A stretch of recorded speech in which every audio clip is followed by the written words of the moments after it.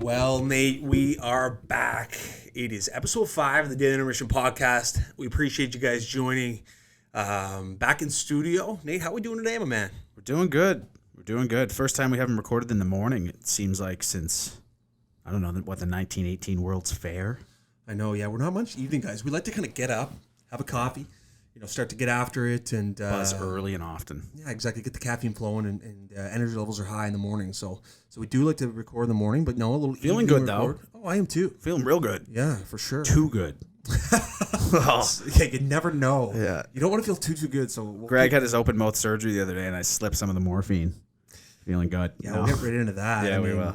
We talked about the toothache last episode, so I went to the dentist and things weren't good. Yeah, what was the issue? So I cracked a tooth. How? And I think we went over this, but I'm not sure how. Yeah, but I don't think anyone's heard it. Oh, okay, yeah, that's true. Right? Don't know how. I chipped the tooth, but chipped the tooth and then went in, and obviously it was causing me some discomfort. Figured out it infected the nerve, which means you need a root canal. Not a great experience. It's not like I'm used to. I've had cavities in my day. Like I know what the process is. They shove the needle in. They put this, umbrella around the tooth and they access it. But we don't have insurance over here at the Daily Intermission. We're a small business. We're just getting things going. Yeah, that's something that definitely was not on the top of the radar as soon as we started. We're like, all right, we need mics, we need lighting, we need a new MacBook, we need a camera, and one of the things that didn't come up was dental insurance. Yeah, on that list. So it was a hefty cost, or it definitely hurt the wallet this week. Going into the dentist, getting the root canal, but open mouth surgery, as Nate said. So yeah, I'm back to healthy and back to feeling good. But another thing I wanted to talk about, Nate, was the beeper systems when you're walking out of stores. Yeah. They've got them, for say, the big box stores like Walmart and Sobeys and drugstores. Well, I was walking out of a Lawton's the other day, and I set it off somehow. I forget what I was picking up, some toothpaste and really taking care of those teeth now, eh? Well, yeah, I try to, but yeah, so I set it off, and the girl, it just seems like it's a frequent kind of reaction to these things going off.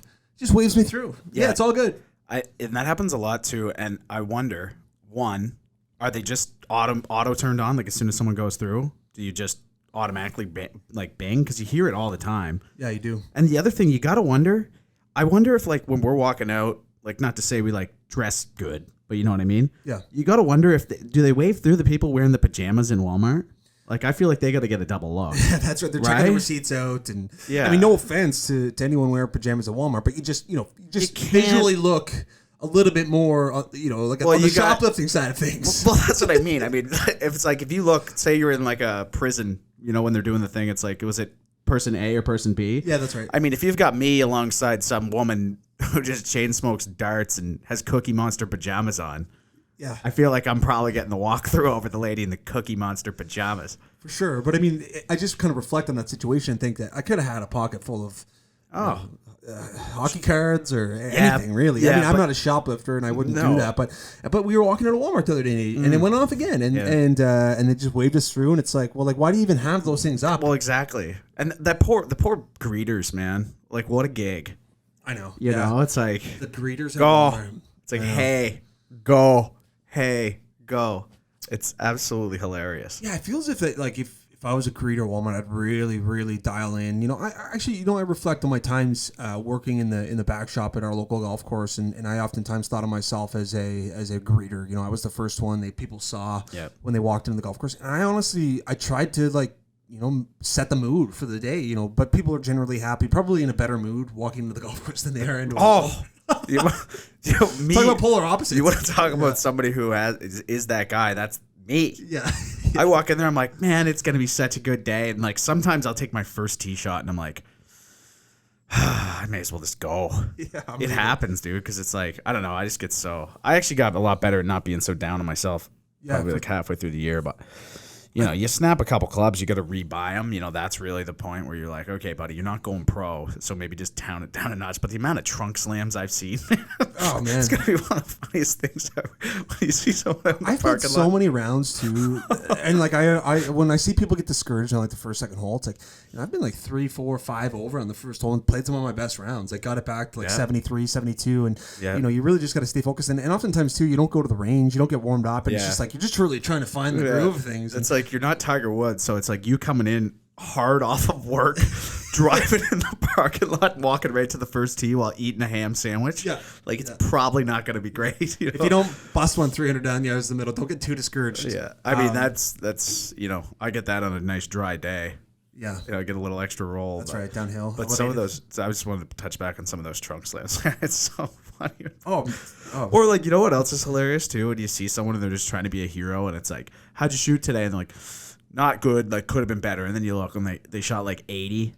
And it's like, all right. Yeah. well, the worst part about it is the person you come up there. Maybe it's in the restaurant, or you know, maybe it's the putting green. You say, you know, how was the round? It's like, well, listen.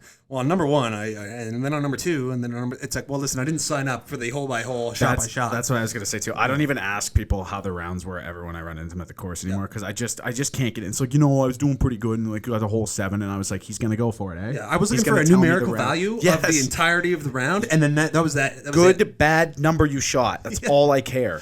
Like, exactly. I'm not trying to catch it on golf TV later, the highlights, but I would love to see some amateur highlights from like our course, like just some stuff that it's like, and here we have this just a moment ago from Nathan on hole 6. It's like, we know we can't clear that creek, but my God, there it is, plump. And now let's fast forward to the 6th hole, and it looks like, yes, Greg has bogeyed the 5th, and now is shotgunning a beer on the 6th tee. It's like, if we look to the left, it would be Nathan has his approach wedge stuck in a tree. For sure.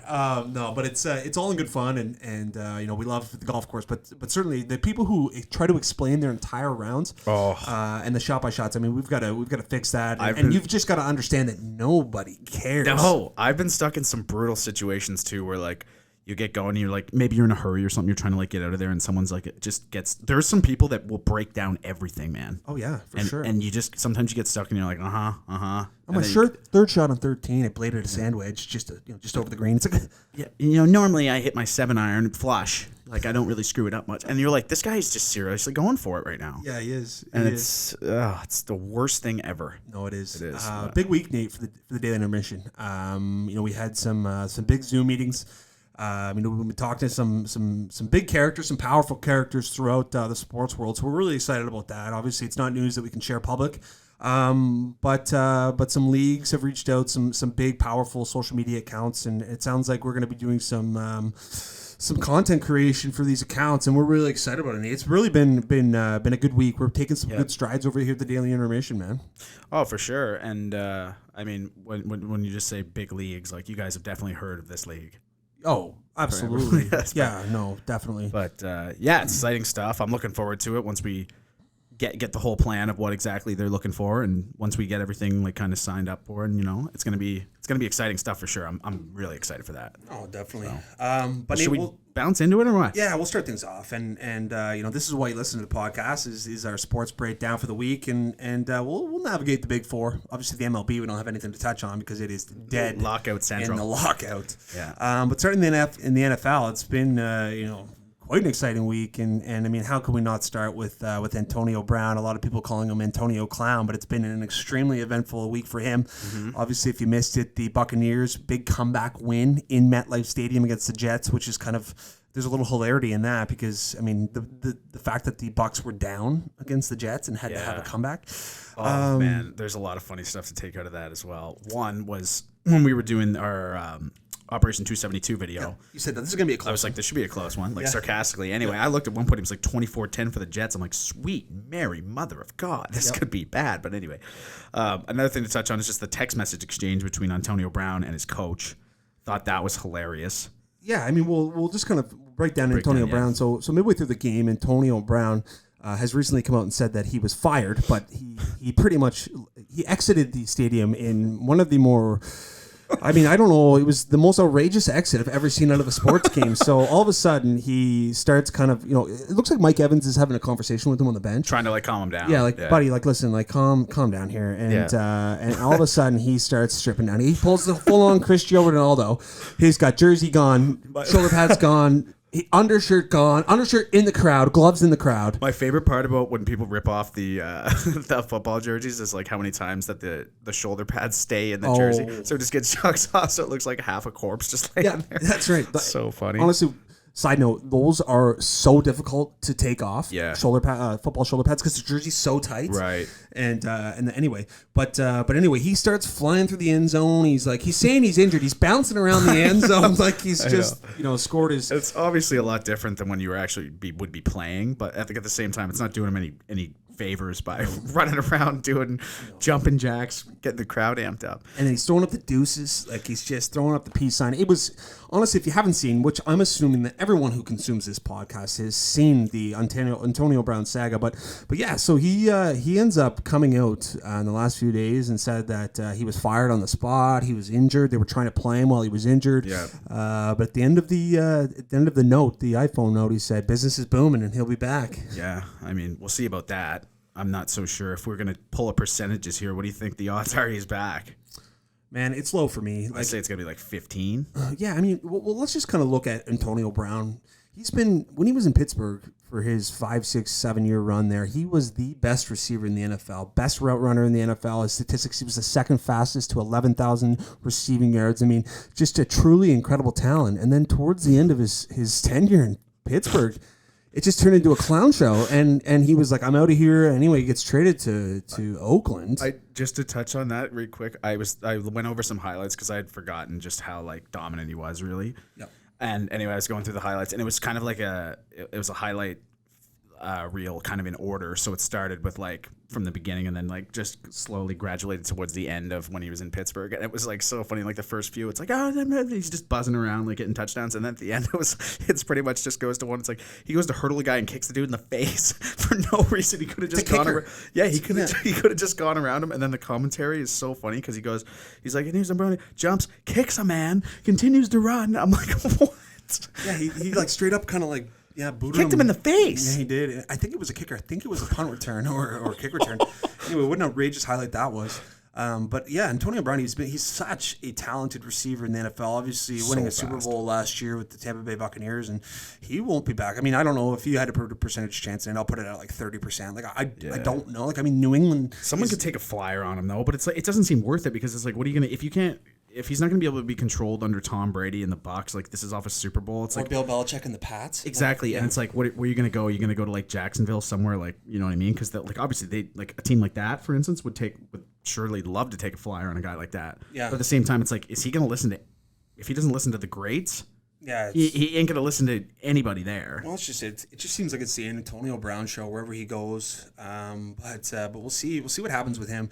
I just wanted to note, Nate, obviously the Buccaneers coming back. Tom Brady with like his I think it's almost 70th, 69th career game-winning fourth quarter drive. I mean, the pass he had to this Grayson individual who nobody in the football world's heard about. I mean, his greatness is right up there. And I would think, Nate, that would kind of, that game-winning drive, obviously it's against the Jets, but that might kind of go head-to-head against the goose egg they laid the week before and kind of get him right back into the MVP talks. Yeah, well, that's what we were saying. I believe it was last episode we were talking about that because we were like, man, I can change so quick. Like, what is it? I saw, though, Aaron Rodgers is minus 400 for MVP favorite right now. Yeah. Like, that's, I don't know. So I put some money on Brady. It's funny you bring that up. There was an individual, a beat writer out of Chicago, and he said, like, there's just 0% chance I would ever vote for Aaron Rodgers. And, you know, if you want to focus on on-field play, sure, Aaron Rodgers is going to be a leader. But think about all of the drama he has caused for his team off of the field. But you're going to get mixed reactions on that because you're going to have some people where it's like, well, the MVP thing is on the field. It doesn't matter what happens here. And at the same time, but like other people are going to be like, dude, this guy has been an absolute clown to his teammates. He's been terrible to the association, you know what I mean? All that stuff. So it's kind of a weird spot. It is for sure. Just before we get off the Antonio Brown talk too, did you see the statement he made, obviously? Oh, yeah. I was in absolute tears reading the one part where he's like, I'm going to go in. He's like, obviously we were frustrated. We were losing to the Jets. And it's like, imagine being on the Jets and just reading that, be like, okay, dude, like, You had to sick, bring that man. up? Yeah, it's like, okay, yeah, we're that bad, eh? Like, Oh man, absolute dumpster fire. hilarious. But Joe Burrow, Nate. Joe Burrow has been on an absolute heater, and we picked the Bengals last week to upset the Chiefs. It was a huge win for the Bengals. The week before, he threw for 525 yards in a win, and then this week, or this past week, he beat the Kansas City Chiefs, throwing for 445 yards. So about 1,000 yards passing in the last 2 weeks, which is just unbelievable. Well, he's just what he came out in the interview too post game, and he was saying, he's like, man, some of them I'm literally just airmailing, and Jamar Chase is just picking them up. Yeah. Oh, He's yeah. like, what, is Jamar Chase 19? I don't know if he's that young, No. Nate, but yeah, I mean, it's his first year in the league. Yeah, a 3 yeah. touchdown game. I think he's got 13 touchdowns on the year. Offensive rookie of the year for sure will be in Yeah. the talks with Mac Jones, but but unbelievable, man. This Jamar Chase kid is a really talented individual, and they've got just such great receivers there with T. Higgins from Clemson, who was Trevor Lawrence's big weapon when he was in Clemson, and as well as Tyler Boyd, another big slot receiver. So they got a lot of weapons moving forward. One thing I wanted to touch on too is, like, I'm not a big conspiracy theory guy, but all I'm saying is ever since Livy and her boyfriend broke up, Yep, Burrow's been tearing up. Burrow has been tearing up. Yeah, And, like, obviously they've got maybe a history, they got the connection there? picture. I think he's trying to put on a show for her. Okay, I yeah. really do. Little connection there. I maybe. can see it happening, man. Yeah, for sure.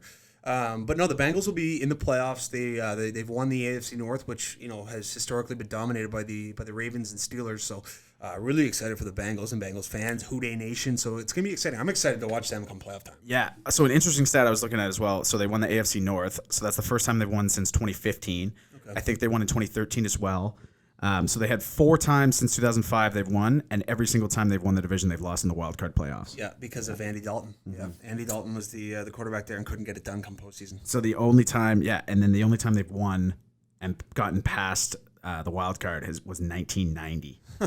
And then flashed Boomer in 19, Esiason, I'm assuming Boomer was their quarterback. perhaps, and then 1988 Super Bowl loss. Huh. So we'll see what happens here. It's crazy, I focus and biasly think about the Patriots so much, and their success is just unprecedented. It's been so amazing. But there's other franchises with huge fan bases in the NFL who have just gone through such tough times. Oh man. Anyway, Well, it's like even when we were looking at the Memphis Grizzlies earlier. Oh yeah. You know what I mean? They made one conference final since they moved to Memphis, and that's it. Like, there's so many teams that just battle. Like, what's Jacksonville? Like, oh man, they've what- been. I don't know. I mean, I'm not even sure. Well, actually, they in 2017 when the Patriots won the Super Bowl, they almost beat the Patriots. They were In the playoffs? In the playoffs in the AFC Championship game. I think it was the AFC Championship Okay. game. Their defense was just incredible. They had been Yeah. drafting first round pick after first round pick after Right. first round pick, high picks, and just had assembled just a freakish defense. They were calling it Saxonville.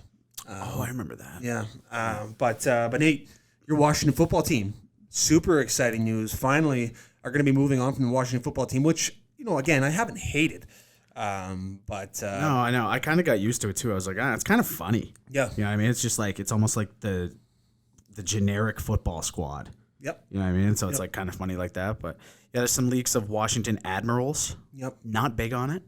Might take a little bit. Might be one of those things where you look at it a little bit, you get a little used to it. Like Seattle Kraken didn't turn a lot of heads, I don't think, off the hop No, either. Like a lot of teams, I always look back to is like, you think of like say the Toronto were named the Maple Leafs now, you'd be like, the what? for sure. A couple Leafs, and Yeah. and you haven't even spelled leaves. It's not leaves, it's Leafs. Yeah, So I mean, I take a little bit used to it. I really don't want it to be the Admirals though.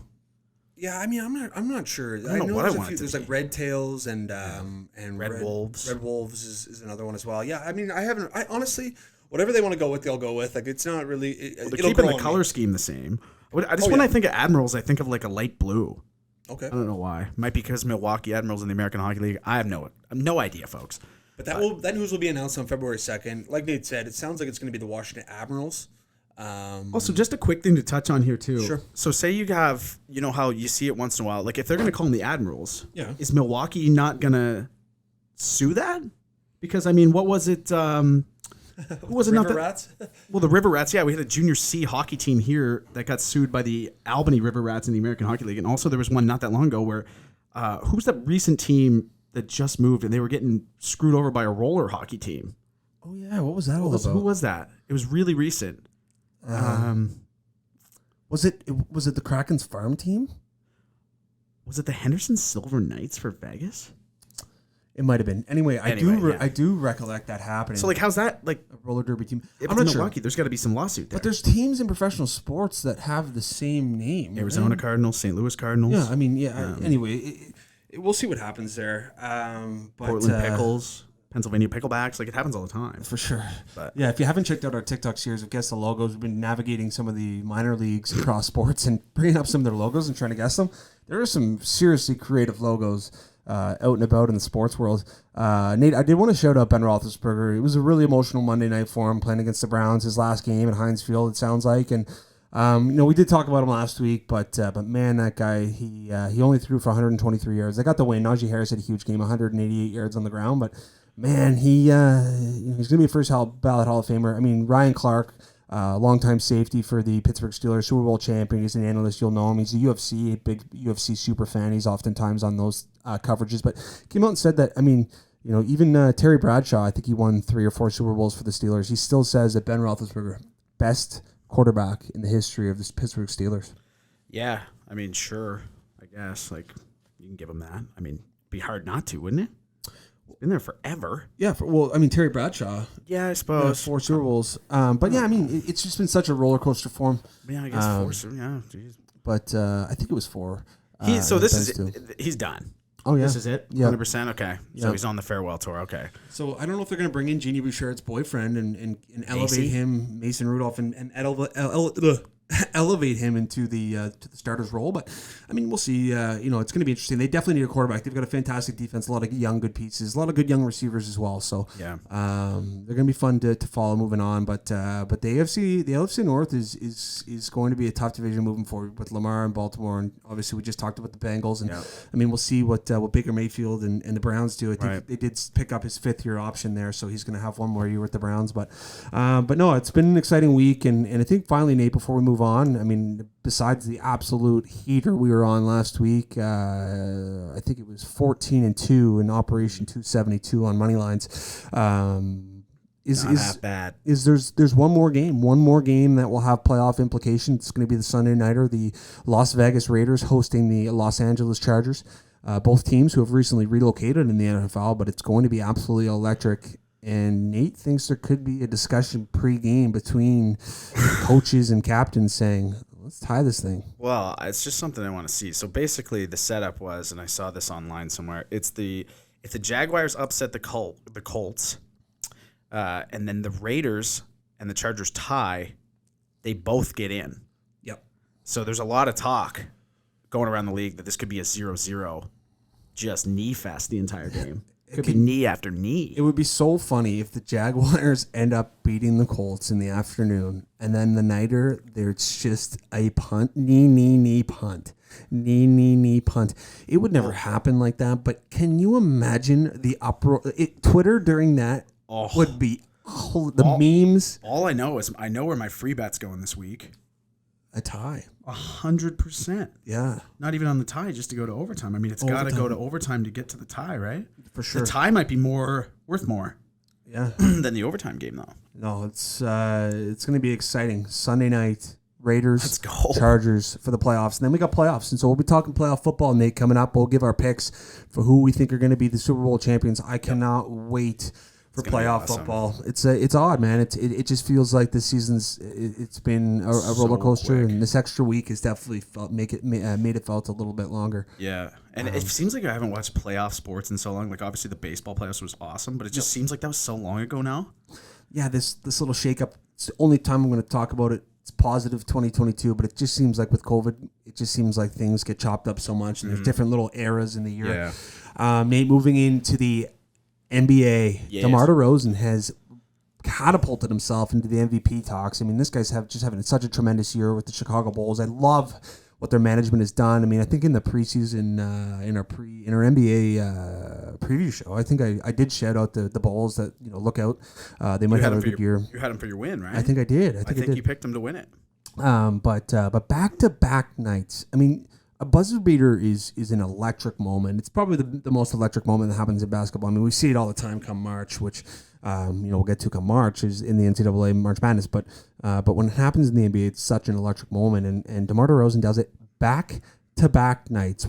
first night the second night was against your Wizards, but the first night was against the Pacers. It was like a 1 foot heave. Yeah. And then all of a sudden he's in the corner by his bench, and just rips another 3 for the win. Back-to-back nights. I mean, what an electric way. I mean, the Chicago Bulls are having such a tremendous year, and he is in the MVP talks. You love to see it, man. You really do.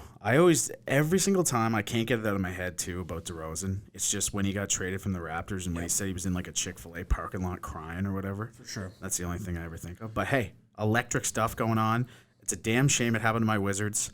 But, speaking of those guys, too, you want to talk about the fall off. The wheels. Oh, the wheels have gone flat, and that wagon is in the dirt with a tumbleweed rolling by it. Yeah. That is just awful to watch. Oh, man, it is. Shame. Remember how... They were the first in the East. Yeah, they were buzzing. 12 games in. Yeah, 12 games in, and I was like, end the season. Yeah, exactly. Boys are going to the ship. But, yeah, it's gone... all hell is broken loose. Bradley Beal continues to be just a statistic monster. Took him in DFS last night, and he's a beast. But, yeah, I mean... your secondary guys aren't going to do it in the NBA and be a real threat. Kyle Kuz. Yeah, Kuz, and I think his most optimal position is coming off as a 6-man, but I might be speaking out of turn there. Nate, the Memphis Grizzlies, talked about it a little bit earlier. John Morant, man, has now bolstered himself into being definitely a top 5 point guard in the league. He has just been such a monster. The Memphis Grizzlies are 4th in the West right now, and we were talking about it, off air. Was Nate, when was the last time the Memphis Grizzlies were relevant? And it's been a long, long time. Well, what was the year when we looked at it? What was the year they made the conference finals? Was that 2012? Oh, it was 2012. Okay, I was thinking 2005 for some reason, but they switched over from Vancouver. What was that? Early 2000s, right? 96. 96, I think. Okay. Yeah. Because it was right around when the Raptors came in. Yeah. Yeah. So it's funny. I used to have a prof at UNB, and he used to work quite closely with professional teams in Canada, and as well, did his time in the United States. And he used to always talk about. I can't recollect what he used to have. There used to be a case study on why the Vancouver Grizzlies died, and it just seems like a city that could be able to host an NBA team. But there was a lot of sketchy things going on there. Right. I remember reading about that, but I can't remember exactly what it was now. I know they had a lot of attendance issues. Okay. It was down. Like, it was bad. Like, I want to say it was like 5,000 fans a night. Which is really surprising to me. It is. I honestly would like to see, now 20 years later, what it would be like. I think that wouldn't be an issue anymore. No, I don't think so either. No. I try to think back of how good the Canucks were at that point, but it's not like it would make a difference. Like, you could still go to both.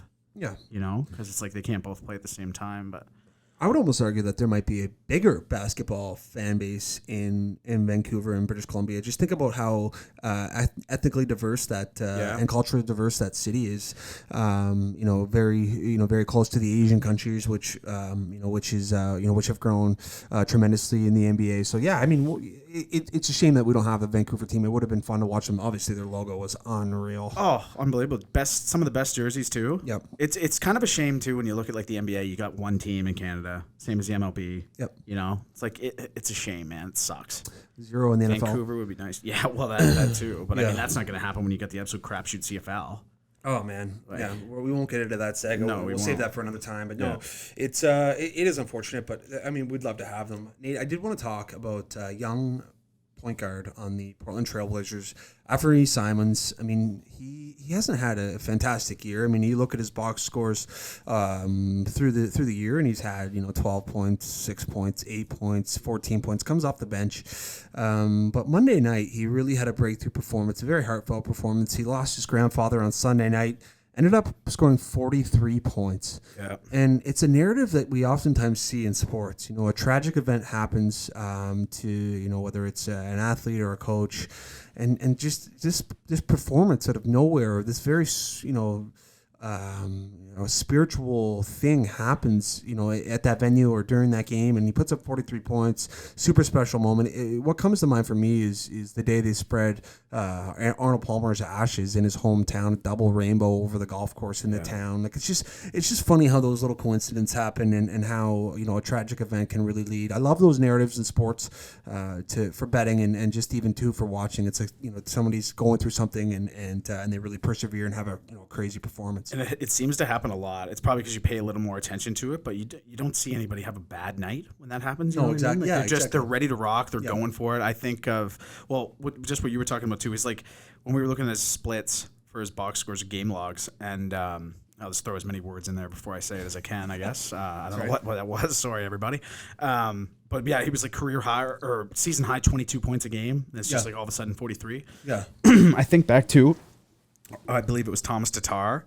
His father died. This was only a couple years ago. That's why it comes to mind. But his father had passed away, and he wasn't supposed to be playing in that game. And I think he scores right away, and he gives the point up. It's just like you got something to play for, and you're putting your heart on the line those nights. It's hard to bet against anybody like that for sure. You're playing with such emotion. It's almost like an unconscious feeling for him. And no, what a great story it was for Fernie Simons, and we're really excited for him. And he had a great night as well last night. 28 points, and he seems to be finding his stride in the NBA. Still a young kid, 22 years old. Yeah. Nate, Kyrie Irving. We like to talk about him in the show. Very polarizing figure in the NBA. He's made his season debut last night. He suited up against the Indiana Pacers. Ended up scoring 22 points. Looks like he hasn't really missed a beat. But we'll see what that does for the Nets. Can't play at home, but he'll be playing. I know. When I was looking at it too, I was like pretty impressive. I mean, to come back 22 points. I mean, when's the last time he played? Oh man. Well, it would have been last season, but it just seems like too, like, when he's been healthy or when he's been playing, he was injured all the time and missing games, and so it has been an extended period of time since we've seen Kyrie Irving. But yeah, you're right. It's 22 points coming in. I mean, it'll be interesting to see if he can put up a 30-40 night performance. He may not need to. He's obviously he's got enough run support in Brooklyn that you don't have to worry about it. But he's also, and he's a freak of nature. It's just, you got to wonder what the game plan is here with this can't play at home stuff. Yeah, it just seems like to me, I mean, obviously he stands by, I do respect that. If you truly believe that it's not something that you should be doing and you don't want to do, then okay. But the consequence is you're not going to be able to play basketball in your home building or in Canada. But he's stayed true to his beliefs and his thoughts, and he will not get vaccinated, but he'll be playing on the road, and it'll be interesting come playoff time because they're certainly going to be the number one seed in the East, or 1 or 2, and if he can't be playing at home, I mean, okay. Yeah, I start to wonder if things will change too in the coming months as well. Yeah. I mean, I feel like these mandates will kind of ease, lay off a bit. Yeah, because obviously it is a bit outrageous. We're not going to get into that. Obviously, quarantine times have cut in half. Exactly. Yeah. So I think that's something to kind of look forward to. I mean, like, how long is it before like you don't even really have to bother? You know what I mean? For sure. I'm not sure if that'll be the case ever, but we'll see. I'm not sure how it's going to go. It'll be interesting to see for sure. And that was the first thing I thought of as soon as they said he can't play at home. I'm like, how in the hell is this guy going to play? How is this going to work for the playoffs? What a rhythm it like screw over too. If like say they have the guy coming in back up and it's just like he's staying hot for the home games. And it's like, okay, do you just take him out and throw Kyrie in just because they're on the road? Yeah, I have no idea. And whose minutes he's taking, whose he's taking up. No, you're right. Really weird situation. Final point in the NBA, Nate, rookie Josh Giddey, Australian kid. I mean, he's going to be a fun player to watch. OKC, they've shipped out all of their pieces. They have a medley of draft picks in the next few years. They're 2022, 2023, 2022, and 24 draft picks. If you look at it, their first round picks, it's ridiculous how young they're going to be. But this guy's going to be he's going to be the leader for their team, or at least a big piece there. And he's the youngest guy ever to have a triple double in the NBA. And if you don't watch OKC much, turn this guy on. He's a facilitator. Okay, he's the guy who's 19. Yep. Yeah, okay. Josh Giddey. That's what I was saying. Okay, I had him mixed up with the other guy. Yeah, we were talking too off air. I was like, when I first saw him, I was like, what? Like, if I saw that guy in street clothes, I just think he just looks like a guy who's just bumming around a campus, just hammers beers, out there chilling. Yeah, he does. Going to parties. He certainly doesn't. He's not your tailor-made NBA player by any means. The hair's all over the place too. I love it. Yep, for sure. He, he's a highly talented, highly skilled 19-year-old in the NBA. I mean, it is impressive what he's done. 19, dude. 19 years old. Think about what you were doing at 19 years old. Dude, I was playing washer toss. Man. Like, I was already rode off. I was already washed up. Dude, I was... Yeah, I mean, like, I've had a few comebacks in the career, but I mean, no, exactly. I mean, there was no dream of playing professionally anywhere, or even having the maturity level of even thinking about going on to a professional lifestyle. No, not even close. I try to picture myself playing in the NBA at 19 years old. How do you think that would have went? I couldn't. Getting millions of dollars. It's not pretty. It's not pretty. There's a lot of headlines being made, and it's not from SportsCenter. It's from TMZ. Moving on into the NHL, Dave. Yeah, let's go. Winter Classic this week. Very underwhelming Winter Classic, but the Minnesota Wild hosted the St. Louis Blues, ended up losing to the St. Louis Blues 6-4. I felt it was a little underwhelming. Normally, it's a bit more of a spectacle. It's the only game on New Year's Day. It's kind of a mid-afternoon. Two teams playing in an outdoor stadium. Yeah. To me, it didn't really, hit home like it normally does. Well, I felt it was just like under-marketed almost. Yeah. I feel like I wasn't even aware there was a Winter Classic. Okay. I mean, I had seen some stuff maybe in August or something. I remember when the Minnesota jerseys came released, out. Yeah. But I mean, other than that, I wasn't too sure it was even going on. Yeah. So I mean, it was a great game. Obviously, Kyrie went off. That one goal he had was disgusting. The old wait and go. Yeah. But yeah, I know it's usually you got to wonder how they could make that event a little bit more prestigious. Yeah. I think of last year, remember Lake Tahoe? That was sick. Yeah, well, wasn't that just a stadium series though? Okay, yeah, you're right. Yeah, right. Yeah, but no fans. But I mean, that was so sick. That was that cool. venue was sweet. That was cool. The ice was melting. It was it was. Yeah. Well, it was super funny. They had to wait 5 hours. Right. Yeah. Pasternak's coming out with the Miami Vice outfit on. Yeah. I can't remember who it was, but they were saying something that someone's like, so they're like, so what if the lake isn't frozen? One of the guys that was playing was, and they're like, what do you mean? Like, we're not playing on the lake. Yeah. I thought they were playing on the lake. Beside the lake. Yeah, they thought they were playing and then you had McKinnon out there shooting. Boys were going for hole-in-ones too or something like that. You remember that? That was such a cool idea. Yeah. The worst thing about the Winter Classic is, and it's an awesome thing, I would love to attend one. Yep. I think the brutal thing about it is, for the TV angle is awful. Yeah. You know what I mean? Exactly. And it's nothing against the league. It's just tough to get that angle. Wouldn't you just start filling up seats like the UFC does, just right around the arena? You'd think there would be ones you could really pay for and just have them right on the glass. Yeah, eh? that'd be kind of cool. Oh, it'd be unbelievable. Standing room for a few rows. Yeah. And just have I guess you never mind. We're not getting into that. You probably can't right now, but. Well, the other thing too is it probably cuts off, if you have guys standing there, it cuts off from the TV angle, right? So that's tough to do. Yeah. And I mean, you got a lot of people there, but the view can't be spectacular. Yeah, it's funny. That same day we're watching the Winter Classic. It's got 70,000 fans, and then you're flipping over to the Toronto Ottawa game with no fans. But it was truly an exciting world. It was an exciting game. A little underwhelming in terms of promotion standpoint, like Nate said. But no, Jordan Kyrie 4 points, most of all time in a Winter Classic game. Yeah. That kid's going to be incredible. He was on the 2018 World Junior team as well, wasn't he? Yeah. I believe he's the one. His stick broke, and Drake handed him his. That's correct. Yeah, that's correct. Yeah, and scored with it. Yeah, and which is, in my opinion, you credit Drake sick. the goal. I mean, that's his stick. Yeah, well, I mean, it went directly to the Hall of Fame. That's a fact. I mean, is that a big deal or no? Is that pretty good? I do believe, Greg, it's pretty good. Okay. But we got that out of the way. A developing situation, Nate. I shouldn't say developing. It's been ongoing. I mean, the Edmonton Oilers are struggling. We talked about it a little bit off air. I mean, it's not incredibly bad where it's people should be fired or heads should be called for, but they are struggling. They're, I think they've lost 8 of their last 11 or something along those lines, but they're still 3 games above 500 or 4 games above 500. But interesting saga. They end up losing, I think, 6-0. And Mikko Koskinen, Dave Tippett, head coach of the Edmonton Oilers, calls him out, says, we need better goaltending. It was some bonehead mistakes, terrible giveaway. We're out of it before the puck even drops. It's 5 minutes into the game, we're down 2-0 from bonehead mistakes from our goaltender. Yeah. And I mean, we talked about it too. Is this a news flash for Edmonton Oilers fans? Yeah, it shouldn't be. If it is, I mean, you couldn't have expected your goaltending to be spectacular. I mean, you had Mike Smith on the Miracle on 34th Street run last year. I know. 37 years old. Did you see Koskinen's response to it?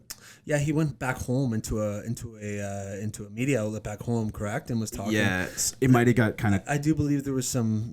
Some mix up with translation, but he did come out and say, he's I need some offense. Yeah, it's well, dude, you scored 7 goals in 6 games. What am I going to do? Yeah, exactly. Yeah, it's Which is a fair point. Yeah, very fair point. I mean, it doesn't really excuse the fact he's absolutely chucking muffins behind the net twice in the first 5 minutes of a game, and the fact that he's just plain and simple not that good. Yeah. But yeah, I mean, you can't just call him when your team's not putting the puck in the net. No, I agree, and it's I think there's still going to be a playoff team. Yeah. I think they're going to be fine, but I don't think they can do anything, though. I think they need to trade for a goaltender. Yeah, well, I mean, they got to do something, but that touches back to what we were talking about on the last episode. I think it's like, when's the last time you saw someone go with the deadline, grab a goalie, and win the cup? Like, that's why you can't wait. You got to do it tomorrow. But who do they go after? Linus Ullmark. You just guess who's coming back? Tuukka Rask is Man, if back. I were them, I'd go for Tuukka. Yeah, But Tuukka ain't gonna go. No, he's staying in Boston. Is Ullmark gonna get the job done though, man? That's like, for me, that's like, he's got to be better than Smith and Koskinen. You have to. He has to. I don't know. I honestly don't know. But I feel like you can't get that kind of like that Band-Aid cover goalie. You got to go get a goalie. Yeah, Marc-Andre Fleury. We talked about it maybe. Fleury, yeah. I mean, the age is starting to creep up for sure on him too, but yeah, the Edmonton Oilers goalie situation has been, at the forefront of. It's been a glorified issue for the last 2 years. I can't even remember. I mean, the last time. Who's the last like legit goalie they had? I mean, Tommy Salo. Yeah, Brian Rolston, was he legit? Brian Rolston. I mean, he had some wild runs. I mean, he took. Salo was. Who did he play for in the Olympics? Sweden? Yep. Yeah. Remember Did he have a highlight or something that comes to mind? Yeah. Can you remind me of that? I can. I wasn't sure if you were just if you had it or no. No, I didn't have it. No, they were. I believe it was 2002. Salt Lake City. Glove hand something. We're getting there. Just maybe let me finish it. Well, they were playing Belarus. They ended up losing to Belarus. Big upset. Remember, it banked off his helmet or something. Maybe hit his glove, hit his helmet, from and went like in the center net or something. Yeah, something crazy. Yeah, and they right. ended up losing. I mean, like Sweden maybe mixed in a couple before. Was he wearing that. like brown pads? I don't think. No. No. Okay. No, I don't think. I believe that you may have been mixed up with Arturs Urbe. No. Those were pillows. Not even pillows, man. Those things were straight out of a garbage pail. Oh man, he was a classic. But I'm thinking of when they went for the cup run in 2006 too, and they lost to Carolina. Yeah. I think Rolston got hurt, and they had like Markkanen in. Okay. Just living on a prayer, with these goalies. Like, yeah, they got to figure out that situation. also, there. they've got nobody that puts the puck in the net anymore. Like Puljujarvi had a hot start. You had Warren Fogle. Yeah. He was buzzing off the start, but those guys haven't done anything since then. So it's like impossible for McDavid. And then I see a lot of people asking, they're like, "Well, you got to move them." It's like, but they ain't gonna move them. I mean, Draisaitl and McDavid are set in stone. Oh, I don't think it would matter if they both requested trades. Like, you can't move them. No, you can't. It's been a kind of moving on to a team that has much better goaltending. We think about Igor Shesterkin and Alexander Gorgiev is the New York Rangers, and we don't give them enough attention on the podcast, and we don't give Gerard Gallant enough love on the podcast. A fellow Maritimer. Incredible season that New York's having. I mean, Adam Fox has 30 assists. Chris Carter has 20 goals. They're having just a tremendous year, and they've been a really fun team to watch. And I think that you can credit their goaltending as being one of the biggest bolsters for that lineup. I mean, they've just been kind of flying under the radar how good the New York Rangers have been. Well, Shesterkin's been absolutely outrageous. Yep. Lights out. Georgiev had kind of a tough start, I remember, to the season, but he's pulled it together. I mean, they got that Russian tandem just absolutely humming. I believe Georgiev was actually born in Bulgaria, but I believe he plays for Russia in the Olympic team. Yeah, I think so. But yeah, I mean, they're buzzing. You could pick up Bulgaria on a map? I think I could get close. Okay, but I couldn't. I'd throw a dart near Russia and hope for the best. Yeah, I would be aiming to the...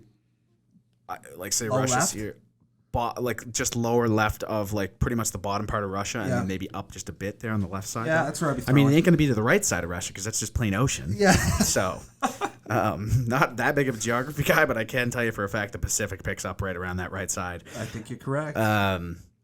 What were we talking about again? Shesterkin? Shesterkin. Yeah, Shesterkin. Shesterkin. Yeah, so he's been a buzzsaw. Absolutely humming. And you knew it was coming eventually. I mean, they win the lottery with Lafreniere. You got Kakko, who, I mean, these guys haven't even woke up yet, man. These guys have a ton of potential. Like, Lafreniere is going to be unbelievable. Like, they've got some stuff. Even Philip Hedl. I'm really big on that guy. We talked about Trouba, how his game's come a long way. And bit overpaid, but, yeah. I mean, they'll be all right right now. He's making $8 million. $8 million? Makes $8 million. They got him from. You better be picking up your game then. You better be, especially well, I mean, that decor is just bolstered full of money with Fox too, right? Yeah, no, for sure. No, they got a good team, a dangerous team moving forward for sure. Especially with Shesterkin, like you said. Man, if they can get Lafreniere and Kakko on like some solid like bridge deals too, Kakko hasn't earned more than like $5 million. Oh, I wouldn't even say he's worth that yet. No, but the thing is, if they neither can is get Lafreniere. No. But if they can get them on that bridge deal, and then those guys start to break out, because you know it's coming eventually. Yeah, Lafreniere's kind of starting to. He is starting to heat. The burner's kind of. But he goes heat, and then he kind of like doesn't do anything for a few nights. So it's like he's like a hard guy to take in DFS, but for sure, you know it's coming. Yeah. Nate, just kind of finally talking in hockey. We got the Olympics around the corner. Obviously, the NHL's around going. It's extremely disappointing. But there is one thing that Canadians can do, or Canadians can be excited about, because it sounds like Owen Power, Mason McTavish, potentially Kent Johnson from the World Junior team might make an appearance on the Olympic team, which, in my opinion, is an absolute no-brainer. But what do you think that would do for the Olympic team? I mean, it would definitely entice me to watch it a bit more. I mean, Mason McTavish obviously looks like he's ready to. I'm kind of surprised he hasn't been back in the NHL. You know, I mean, they're not going to burn that contract. They're just going to let him play out there and maybe go to the Olympics. 9 games. Exactly. So then it just burns a year, and it's pointless when you can just get him for the next season. But again, Owen Power too. I mean, these guys easily can be there, especially with what they're going up against. Yeah. It's a joke. I mean, they wouldn't make the team had there been like the normal Owen fleet. won the World Championship. Owen Power was on the World Championship with Nick Paul and Chris Paul. Right. And I did see a stat there that there's an outside chance before he plays one NHL game they could have an Olympic gold, World Championship, World Junior gold, and a what is it? Not an NCAA champ. Yeah, an NCAA. Holy all four moly. of those before he plays an NHL game. Which and then he goes to Buffalo. Yeah. Which you never know, man. I think things were a little bit darker in the Buffalo Sabres world than they might be, moving forward. I mean, I think that. I don't think it's outrageous to say that in the next 5 years they might turn the corner.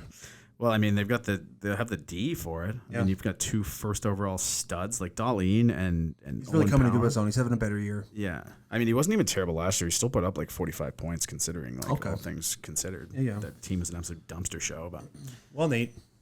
Moving out of the NHL and into the PGA Tour, it is a big week on the PGA Tour because we're back. It's a new year. It's not a new season. It's actually going to be the 10th event, I do believe, on the PGA Tour season. But it's a new season for us. Yeah. Because the fall swing's not very exciting. It's the Century Tournament of Champions in Kapalua, Hawaii, at the Plantation Course. Extremely beautiful course, and we're really excited. And we've got our best bets get out there. I'm on Tony Finau and Bryson DeChambeau. They're just teeing off now in Hawaii, so you'll be able to watch it in prime time and at nights throughout the weekend. But Nate, who are you on this week? I mean, Sung J M is your guy.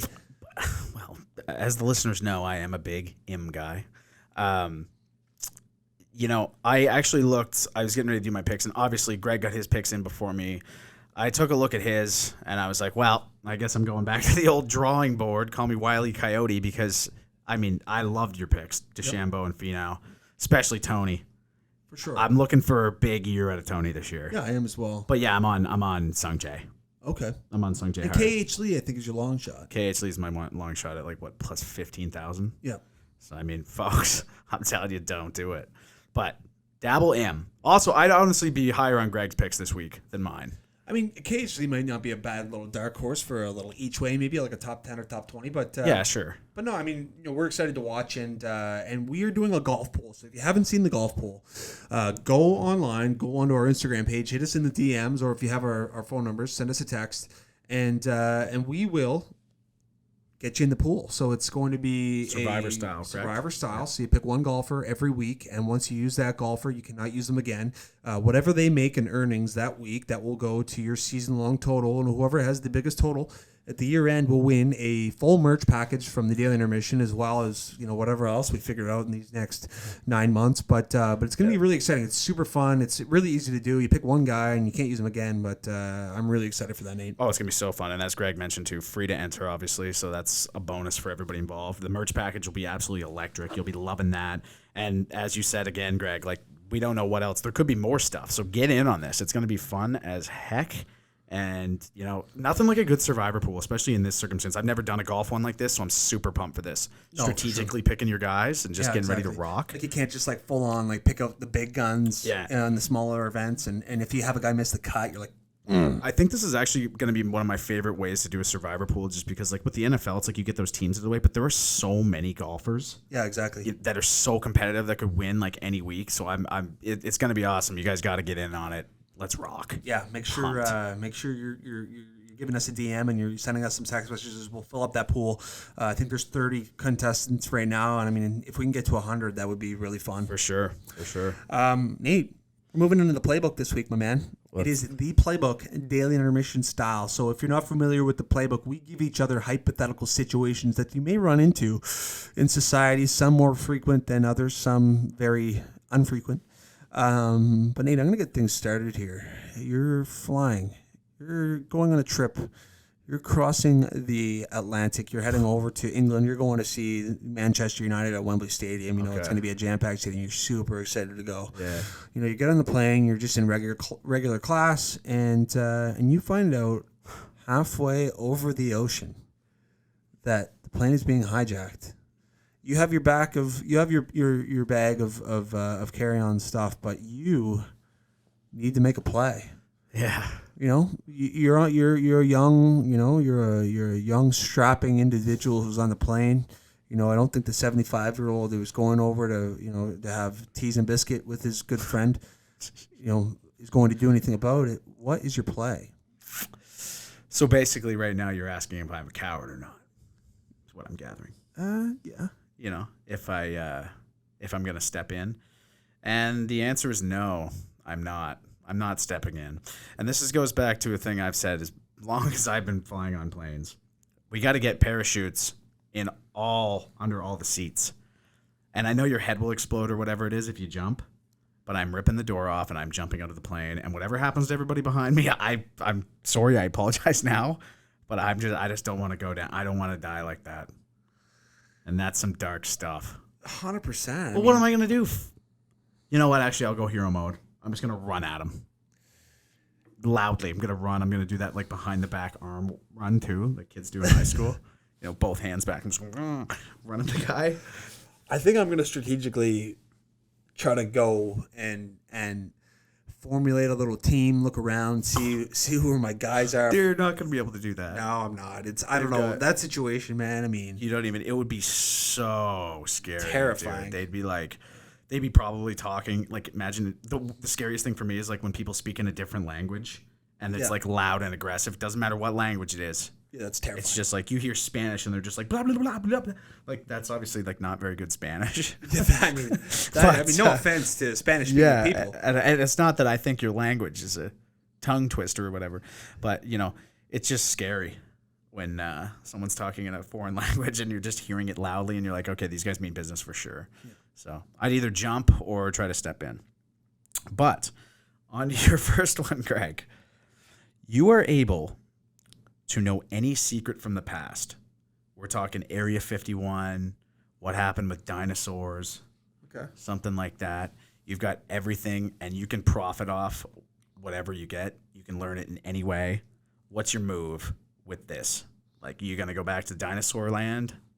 Chill with them, find out what happened, get all the details.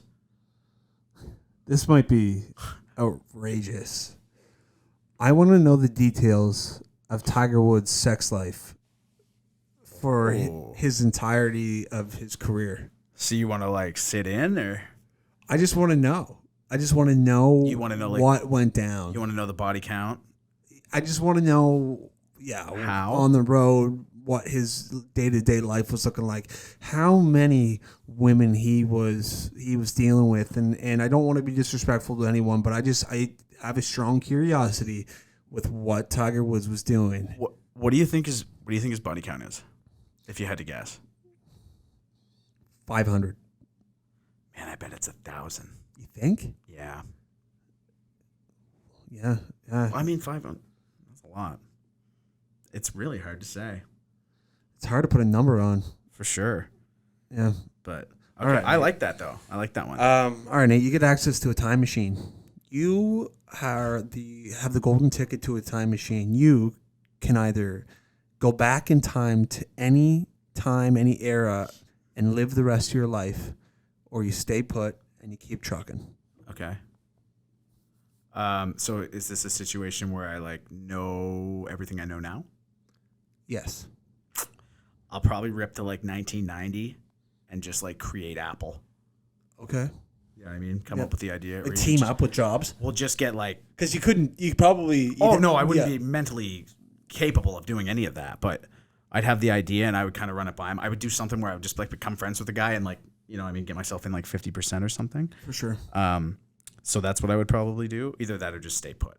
Yeah. So funny enough, so here's my second one. And it's you, Greg, have come with access to a time machine. Okay. You can travel to any point in history just for like, we'll say a week, and you're allowed to bring any athlete with you. Yep. What's your play? Who you taking, and what are you doing? Okay, so I'm going to travel to any point in time, and I'm bringing an athlete with me. Yeah. Okay. Gosh, that's tough. Let me think about some eras of maybe I'll go to like I'll go to Woodstock. Maybe just a hit up that Metallica concert in Russia. Heck of a concert. What are some things that I wish I could have done? Maybe I'll go to the 2008 Monday U.S. Open finishing day, and I'll bring my guy Tom Brady, and we'll watch Tiger Woods on one leg win the U.S. Open in 2008 with my guy Tom Brady. That would be pretty sweet. I think that's what I do. Well, I mean, first off, picture the story by yourself. Like, imagine telling that story after it's like, yeah, so I ended up just flying down there. Anyway, I got the Monday qual. Got there, and anyway, watching Tom Brady, you might have seen it, the most electric thing in golf history for the most part. The Monday playoff. Like, and did I mention I actually brought Tom Brady with me? Yeah. Yeah, like that. Okay, so your last one here. You wake up knowing everything you currently know, but you're in the year 1812. What is your move? Holy moly. Yeah, I mean, I'm going to the smartest individuals around, and I don't really know how you classify that, like professors or, we're talking about the most highly educated people in the towns and the cities, and I'm telling them everything I know. Right. I'm telling them about automobiles. I'm telling them about technology. And obviously too, like it takes a long time to develop these types of things. Like it's kind of there's a roadmap of things. Like you need to have electricity. Yeah. You can't just be like iPhone. But the other thing is too, you got to be careful with who you're talking to, because there's a strong chance you get in the wrong guy's ear. He starts feeling a little creepy about it. Yeah. Next thing you know, you're a witch. You're on a stake or something, right? Getting burned. That happened. I was reluctant to think about that type of stuff. Yeah, like that's the thing. You got to play it cool. It's very true. It would probably be something out of some movie where you'd find one person that was like also, new. He's just like, no, I believe you, but no one else is going to. Like we can't. But yeah, no, it's very true. Yeah, you gotta be careful. All right, Nate. Well, your final one is you have the ability to read minds, but you can only read the minds of two individuals. What's your play, or do you even take on that type of two people? Would you go like the president of the United States and like? Man, I feel like that would be tough. That'd be a tough one to do, because if like you did that, I feel like that would mess you up pretty bad. Yeah, I feel like there's some stuff there's some high level stuff going on. Yeah, like there's some government stuff behind the scenes that 100%. And it's like no one is ever gonna know this stuff. So I think that would actually be a great one. I'll go like President of the United States, and then maybe like President of the United States, and then Putin. Okay. See what Putin's saying. Okay. Yeah, I'll go Putin. Yeah. I was gonna say like significant other or something, but yeah. I don't know if you'd want. Do you want to know their thoughts? Probably not. I was thinking that too. Like a parent now, I don't want to know. I don't. Well, there'd be a few times where you'd be like, you'd probably be sitting there at like lunch or something, and they'd be thinking like, "Oh, geez, that guy's really hot." And you'd be like, "Yeah, I know exactly." So it's probably better off just not knowing. No, exactly. So yeah, I'm going Putin and the president of the U.S. Cool. See what's going on. All right. Maybe mix in Trudeau. Yeah. See what the story is there. I don't know. Absolutely. Well, Nate, listen, that's going to conclude episode 5 of season 2. As always, we appreciate you guys listening. Seriously, like the support you guys show us online and just even listening and consuming our content is, we can't thank you guys enough. And we're just getting started over here. We'll continue to share the news and we've got merchandise just around the corner. Yep. We've got some new additions to the studio that's going to be really exciting. But Nate, I think that we can't say thank you enough to everyone who listens. Yeah, no, not even close. Like, we appreciate you guys so much. Much appreciated.